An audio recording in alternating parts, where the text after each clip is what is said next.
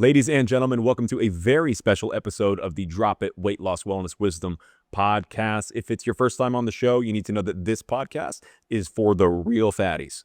This is not for those of you that are like, yeah, I'd like to lose 15 pounds because I'm going to look better, feel better. And that'd be great. This is for those of you that have 30, 40, 50, 100, 200 pounds to lose, that have restarted every Monday your whole life. You've been fat at least 20 or 30 years. You've lost weight multiple times and you just keep gaining the weight back. You know how to lose it, but you just don't know how to keep it off. If you've ever said that to yourself, this podcast series is for you. And you've got about 80 episodes to catch up on. If that's not you and you're like, if I switch from Coke to Diet Coke, then I'll, lose the last 4 pounds. It's not that this won't be helpful. It's just do that. You don't need all this other information. This is for the real fat people that are thinking about food and obsessed with weight loss and thinking that just spending all the time wishing that things were different. If that's you, keep listening. Now, this podcast episode specifically is for the emotional eaters. Those of you that come home, here's what I mean by emotional eaters. Should you listen to this episode specifically? If you're a yes to this podcast episode will be very helpful. If you're a no, don't listen to this podcast episode. When you feel extreme emotion, it changes the way that you eat, extreme positive or extreme negative. So when you're really sad about work and you're coming home, you had a bad day, you go, I want McDonald's. That's emotional eating, right? You should listen to this episode. I'm super happy. Oh my God, I'm elated. Yes. I just want to eat ice cream because I feel so good. That's emotional eating. That's more positive emotion though, right?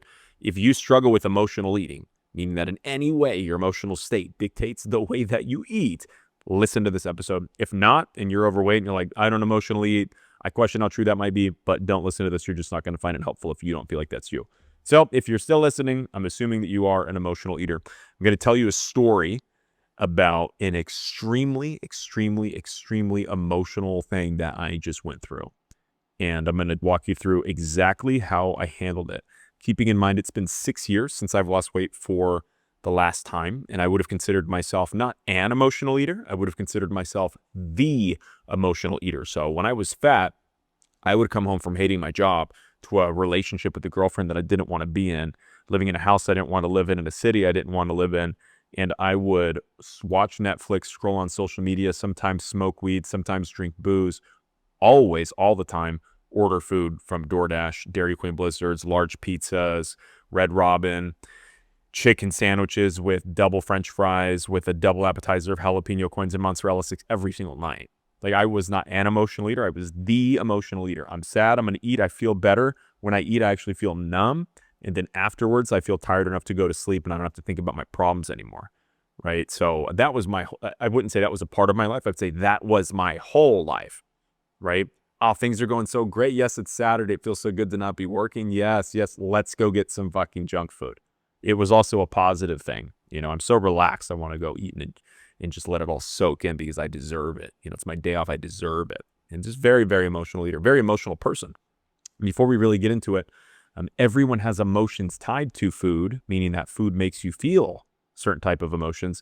But the difference between healthy people and unhealthy people, or let's say people that have healthy relationships with food and people that have unhealthy relationships with food, is that people that have healthy relationships with food do not eat based on their emotional state over a prolonged period of time. If you just went through a breakup, you might go get an ice cream and have that be it. But you wouldn't go get the ice cream and then spiral into feeling guilt to make up for it the next day, to then overeat later because you didn't eat the next day from cravings. And now you're in this cycle for literally ever, where had you never been in that cycle, your whole life would have been different. You'd be in a different timeline completely, where you would have married someone else and had kids versus not having kids, or applied for that job and be making twice as much money. You would have taken that risk to meet that person and move across the country, and you'd be a totally different person.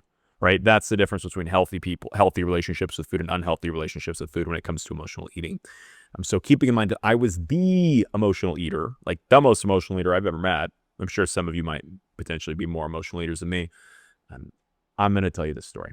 So if you've been listening to the show for some time, I moved to Medellin, Colombia 2 months ago, 8 weeks ago or so. And I did it because my whole life I put off doing things until I lost weight. I'm going to be happy when I lose weight. I'm going to make more money when I lose weight. I'm going to have more impact on the world when I lose weight, when I lose weight, when I lose weight. And it took me a long time to figure out how to keep it off, right? But it's been 6 years since I lost weight for the last time, or a little more now. And there's still a couple things that I told myself I would do when I lost weight that I haven't done. And one of them is travel the world. So the reason that I'm going to Medellin is because I'm coaching my clients through how to live at their goal weight right now. So there isn't this question of, I know how to lose weight, I don't know how to keep it off. There's not this transitionary period. But at the same time, as I'm coaching other people through going all in on themselves and what they really want, I'm not actually doing that. So I wasn't. So there's an element of hypocrisy that I felt in that. And even still, I'm putting off traveling until I own 2 houses, until I find my wife, until I have, like, it's just constant, right? So the reason I'm in this work is because this is the work that I need for myself. They say that we coach the things that we need the most in our lives, right? And that's why I'm here, and we're 80 episodes in.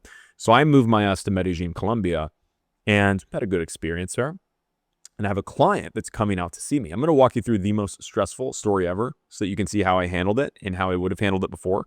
And you can walk away having some tools that will actually help you work through emotional eating the next time that you feel emotions that feel out of your control and you want to eat them instead of feeling them. I have a client coming out to stay a week with me. This was last week in Medellin. And I have a coaching package where I work with people for a whole year. This is my highest level package. We do a whole year of working together, and there's anywhere from 2 to 4 trips involved. And in this case, we have 2 domestic and 2 international trips.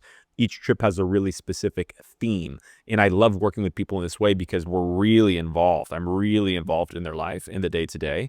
And we also have these in-person immersions every 3 months that help us a lot of putting healthy things in front of us where we're able to really build a lot of healthy memories to make a permanent identity shift and stop gaining the weight back. But this whole theme of this trip in South America was worthiness. So the trip was titled Worthy as Fuck. And every single day we had a different theme for the day. Worthy of food, worthy of feeling good in my body, worthy of a future, and some other ones as well. But I love these sorts of immersions. They're absolutely life-changing for my clients. They're also life-changing for me as a facilitator as well. And it's all the work that I want to do. If I could just do that, that's where I would love to be. And that's what I'm calling in more of. That and podcasting, coaching and podcasting.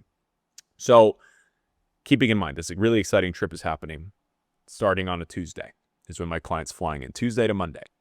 I get to Monday, the day before my client is coming, and I wake up and my back is locked. And those of you that have been at the show for some time know that I've been struggling with a back issue my whole life, but it's recently flared up in the last few months in a way that I never had before. Most recently where I was hospitalized before moving to Medellin. And so a lot going on, right? A bit stressful of a situation. And I go out to Medellin, back is locking one day before the client comes. And I go, man, I cannot go to a hospital here. I cannot go to a hospital in South America. Please, God, please do not do this to me right now. I will do anything. I wake up the next day. It's Tuesday morning. My back is really stiff. I'm like 12 hours before my client's flying in. We have this beautiful trip planned. And I'm like, I got to get the inflammation down. So I go to take an Advil. I take an Advil. 10 minutes later, I'm sitting in my apartment, my Airbnb, and my throat starts itching. My whole body breaks into hives. I can't see anything because my eyes are starting to swell shut. And I go into full anaphylactic shock. Can't breathe. Chest is just pounding. Heart rate is out of control. Adrenaline is through the roof. And I go, wow, I'm horribly allergic to something. And I get my ass to the hospital. It took me like 7 minutes to get there. I Ubered because it would have been faster than an ambulance. And I come into the hospital like unable to stand up. They wheelchair me to the back, and I'm just going through like everything that's going through my head is if I die right now, my client is going to land in Colombia with no cell phone service, and I'm not going to be there to pick her up. And I'm just going straight to the worst case scenario, right? And I'm getting wheelchaired into the ambulance, and into the hospital. And there's doctors over here that don't speak English, nurses over here. Everyone's talking to each other. I have no idea what's going on. I'm in a full state of literal shock. From an allergy that I don't know what it is that I took that I'm allergic to. And they pull this needle out and no one speaks English, right? And this nurse just looks at me and goes with her like very thick Colombian accent, "This is going to hurt." And I go, if you know how to say that in English, then this is definitely going to hurt. And they shove this like 5-inch needle in my ass. And within 3 hours, I was totally fine as if nothing happened. And I go, that was one of the most, like I could have died, right? My throat was swelling. That was one of the most stressful situations I've been in a really long time. And Yeah, I'm just very grateful to even telling that story makes me feel some stress right now because there was a real like, oh, I could really die right now, and that would be unfortunate. And turns out that I'm allergic to one of the ingredients in Advil in Colombia specifically. There's more ingredients in the Advil there than there is in the Advil in the United States. So, what are the odds of that? Here we are. I'm very grateful to be alive. So I come home and I'm like, well, I guess we can just pretend that never happened. There's not really like a lesson to learn there. So no point talking about it. I just move on. 3 hours later, I'm like, I'm moving on with life. My client's coming. We've got this amazing trip, right? So she flies in. We have such a profound couple of days of expansion and growth and connection with self. And we go out to one of the days was around being comfortable in your body, being deserving of being comfortable in your body. So part of this for her was in getting a massage, which for me in that position, and for a lot of people listening to this, the idea of getting a massage when we don't feel comfortable with ourselves is like a very, very, very confronting thing, right? For me, it's like when I was fat, I couldn't even look at myself in the mirror. The idea of somebody else looking at me not dressed is like very, very, very triggering. And there's just no way that I would have wanted to do that. So that was a part of one of these days on this trip, right? Was to practice building comfort there and feeling deserving of touch from someone else in particular and finding comfort and acceptance for where we're at. Pausing this podcast for 1 second because I have an ask for you as the listener of this show. I love to keep this show ad-free and sponsor-free so that you can just listen all the way through with no distractions.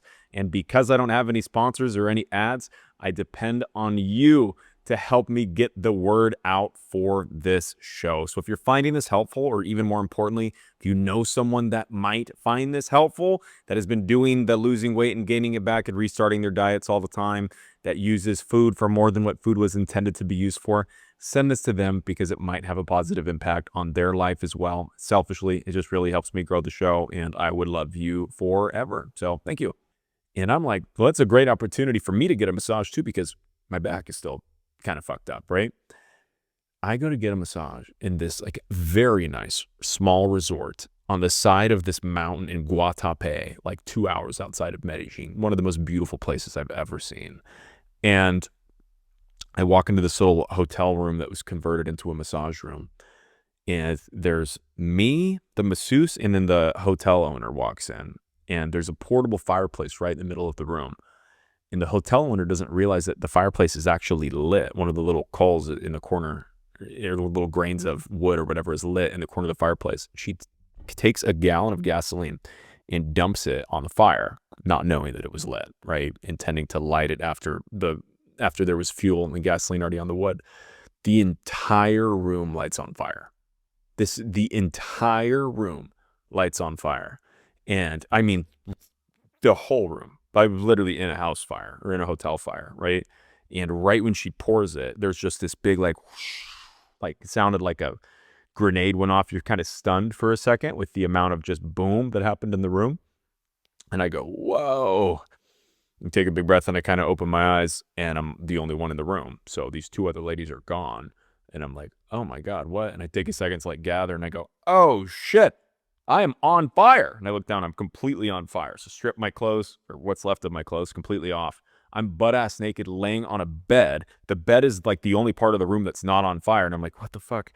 I have a full second of like, what the fuck is happening?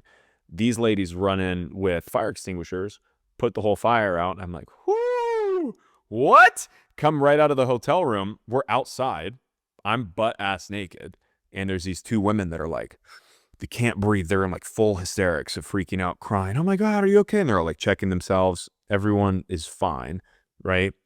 And I help these women kind of breathe. And I'm like, okay. I'm going to put my hands on these women's shoulders and back of their necks, like helping them find their composure. And I'm saying, I'm like, wow, I'm actually very calm. I'm proud of myself. Like I really maintained my composure. I was just in like actual fire and I'm fully composed. And the ladies are all like, oh my God, oh my God. And then they look down at me and I've got 2nd-degree burns all up and down my leg.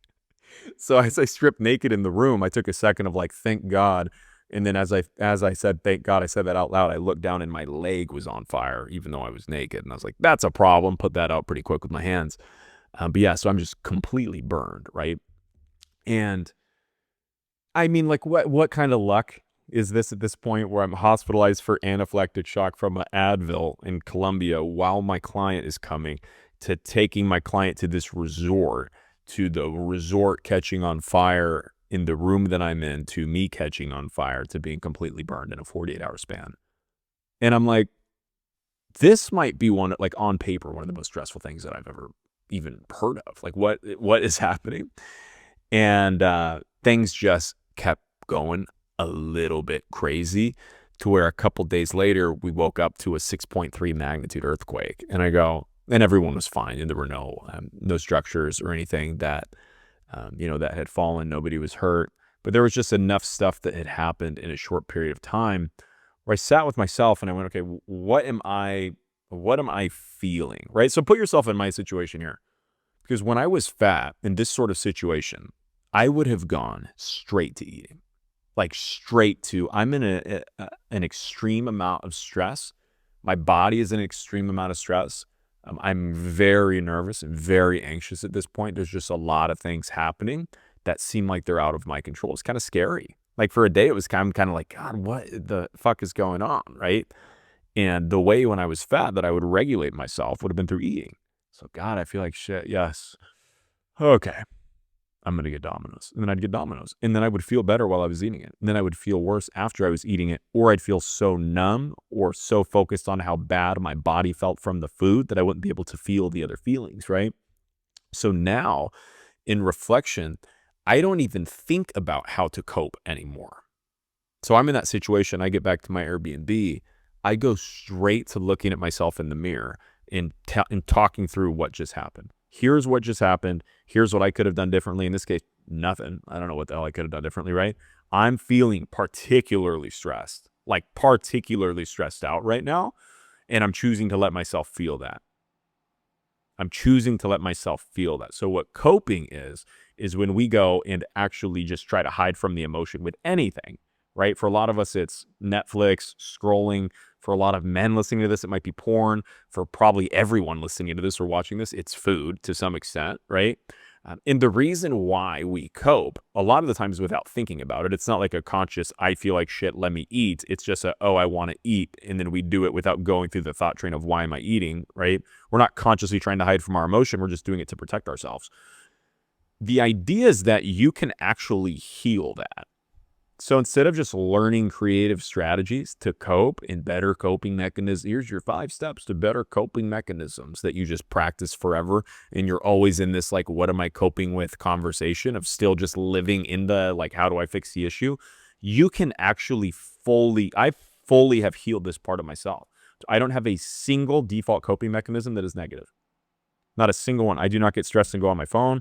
I do not get stressed and get junk food. And it's not because I choose to not do it. It's because it's just not even a question.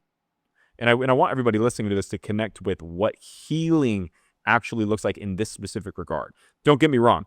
I'm not on a high horse here. There's a bunch of shit in life that I struggle with all the time, but emotionally coping is not one of them. It's one of the few things that I've completely worked through and dare I say mastered on myself. And I'm telling you this story because I want you to understand that these are things that you can work through. It's also been 6 years since I've lost weight. These aren't things that I just mastered with the snap of a thumb. It's taken me extreme intentionality. But while shit is hitting the fan, here's how I quote unquote cope. And it's not really coping. I go straight into the mirror. And I go, what logically happened? I walk myself through. This thing happened. How do I feel? I feel this when I speak it out loud to myself, right? And as I'm speaking out loud to myself, I am feeling like particularly whatever those feelings are. So it might be this thing happened. It pissed me off. I feel fucking pissed off and it's fucking dog shit. And I'm going to let myself feel that right now. And I might bring myself to the bed and throw my face down in the pillow and just fucking scream and like really allow myself to fully express my emotion. It might be, God, I've tried this thing. It didn't work. It made me really sad. It made me really sad. Oh, you shouldn't. It's not, you shouldn't feel sad, Nick. Or, oh, that's okay. You don't have to feel sad. Let's just go do something. Let's go eat, distract ourselves, drink, watch Netflix. Yeah, I feel sad. Whether there's a logical reason or not, doesn't really matter. But I do feel this and I'm going to honor that. And I let myself fully feel sadness. It might be me sitting there and just crying for a minute. not needing it for it to be some big scene necessarily, but just really actually feeling the emotion that is present instead of shutting it down. Once you do that, even just 2 to 3 times, most people have never done that. I never had done that until I went on my last weight loss journey ever. Most people have never done that ever. And when you do it 1, 2, maybe 3 times, you could do it today with whatever negative or positive feeling that you're feeling. When you let yourself just feel it and just set a 10-minute timer if you want to and just fully express when I'm feeling chaotic, lock yourself in a room and dance around the room and let the chaos out of your body. Let yourself feel chaos everywhere. God, I'm feeling like I'm just fed the fuck up. Look at yourself in the mirror and speak the radical, honest truth about what you're feeling. And if you know why you're feeling it. And when you do that, you will never cope again. You will never cope by default ever, ever, ever, ever, ever again. It will become a default state so much faster than you think because you're going to become really aware of the cycles that you have been in. And the cure to getting out of these cycles of emotional eating is to see the cycles while they're actually happening. Once you do it once or twice, you're never going to be able to cope without questioning it. And when you question it, which will be your default state for a while, you're going to start being able to have the opportunity to at least make a healthy choice, right? So when I was fat, I go through this super stressful situation. I would have gone straight to food without thinking about it. As I was on my weight loss journey, and even a couple years after, I would go to, okay, I gained the level of awareness to recognize that I was in a pattern of emotional eating, which then gave me the choice to make a mindful decision. I might still choose the wrong thing. I might still choose to eat emotionally instead of feeling my feelings, but at least I have a choice now because I've expanded my awareness to be able to see what's happening to myself in my own mind, right? So that's step one. Step two is to gain the consciousness by literally practicing this 1 or 2 times. Step three is it becomes a default state. That's what healing is. That's what putting obesity behind you is. It's not learning how to exist with these things. It's not having them. It's not learning how to exist with cravings. It's not really having them. It's not learning how to exist with food noise. It's not really having them. It's not learning how to exist with emotional eating. It's learning how to not really eat emotionally because there's nothing to hide from because you have practiced actually feeling your feelings.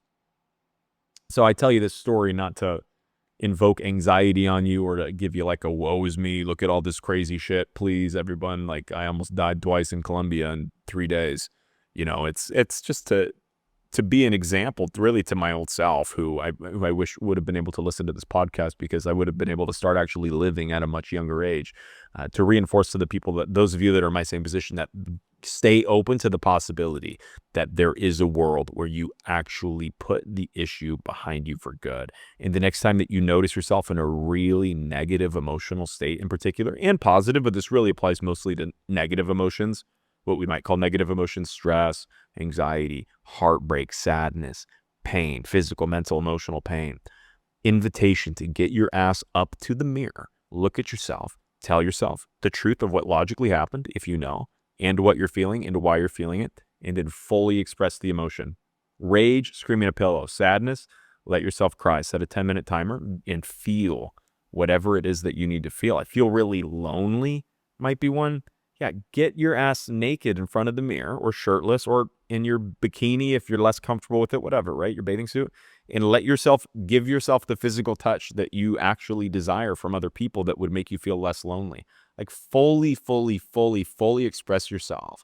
Being an emotional person, we're all emotional people. Some of us just hide from our emotions more than other people. We are inherently emotional beings. Whether or not you choose to honor that emotion is completely up to you. But I promise the only way that I have been able to find or that I've ever seen anyone actually heal their emotional eating issue is not to find other coping mechanisms. It's to feel their feelings.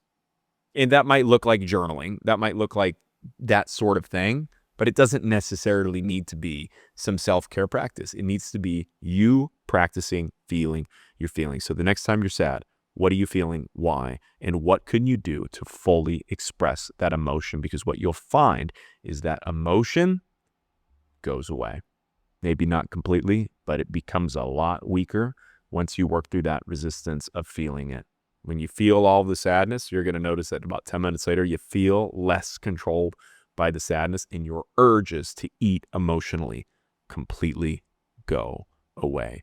You are so much bigger than obesity. You are so bigger. That's not the right term. You are so much stronger than obesity. You are so much stronger than the emotions that are causing you to continue to sabotage yourself and prevent yourself from getting to the life that it is you keep saying you want. The world deserves you to have that life. All of your friends, all of your family deserve for you to put these issues behind you, and you deserve to put this issue behind yourself. Every single thing you're looking for, every single thing that you are looking for is in the journey of addressing these things. And for myself, when I look back on that crazy anxiety story, there's a lot of pride. Like you get to experience so much pride when you really put it behind you, and to look back and be like, wasn't even a question of what, of me sabotaging myself and eating like shit, or, you know, not doing a podcast this week because I feel like shit, and then sabotaging my impact and my legacy and my business, like all these different things. I'm like, we're just going to return to normal programming and just keep moving forward. If you made it to the end of the podcast episode, thanks for being here. If you relate to my story of losing weight and getting it back on every single diet that exists, you've been there, done that. You restart every Monday. Food controls you. You spend 99% of your time wishing that your life was different and that you weren't fat. You just haven't figured out how to keep it off. You know how to lose weight, but you just don't know how to keep it off. There is a solution to that.